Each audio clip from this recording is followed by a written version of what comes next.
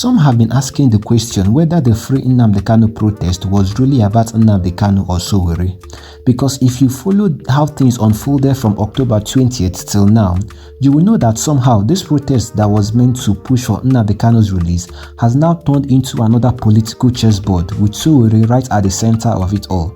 But before we break this down, make sure you hit the like button, subscribe, and also tell me in the comments, do you think Sowore was fighting for Kanu or fighting for relevance? Now, let's rewind. A few days before October 20th, Sowore went online and announced a nationwide protest tagged Free Nnamdi Kanu Now to demand the release of the detained IPOB leader. He said the protest would be peaceful and that the right to peaceful assembly cannot be stopped by any Nigerian order. Now, interestingly, the FCT High Court had already granted an order stopping the protest from holding in Abuja. The police through the IGP cited possible threats to public order and ethnic tension, but Sowore, being Sowore, didn't flinch. He went ahead to mobilize people online saying, "No one can outlaw a citizen's right to protest injustice." And that's how on October 20th, people trooped out in Abuja with banners, t-shirts, and placards reading, "Free Nnamdi Kanu Now."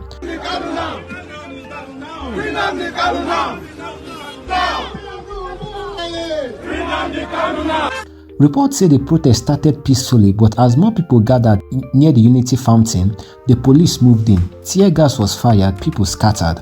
By afternoon, about 13 persons were arrested, including Nnamdi Kanu's younger brother and his lawyer.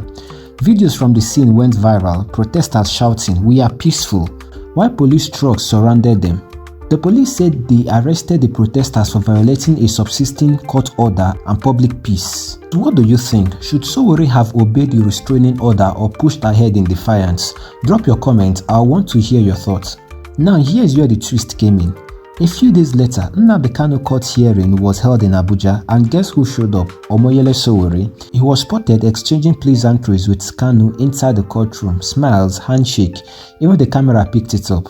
But as soon as the section ended and Sowore stepped out of the court, he was arrested right there by the police. Eyewitnesses said it was swift. Plainclothes officers approached, whispered something, and escorted him into a waiting van. That single clip, Sowore being led away from court, went viral immediately. And later that evening, the Inspector General of Police confirmed the arrest. According to the statement broadcast on national news, Sowore was arrested for disobeying a lawful court order restraining the Free Nnamdi Kanu protest in Abuja. The IGP added that Sowore would be charged to court just like the other protesters already remanded in prison. In his words, and I quote, "No one, no matter their name or activism, is above the law." Now, social media blew up after that. The reaction came from all corners, some emotional, some political, and some just hilarious. Here are the three that really stood out. Ugo Talk said, "Sowore used Nnamdi Kanu's name to chase clout. Now see how he has turned a Biafra protest into a personal arrest parade." Oma Politics said, "At least Sowore did what Southeast governors couldn't. He risked arrest for Kanu's freedom." The analyst NG said, "Funny how the message got lost. It started about Kanu, now everyone is talking about Sowore. The state knows exactly how to change the headline." And honestly, that last comment really hits differently. What's your take on this? Do you think Sowore hijacked the movement, or was he just caught in the crossfire? Pause this video for a second and share your view in the comments. I'll be replying to the most interesting ones.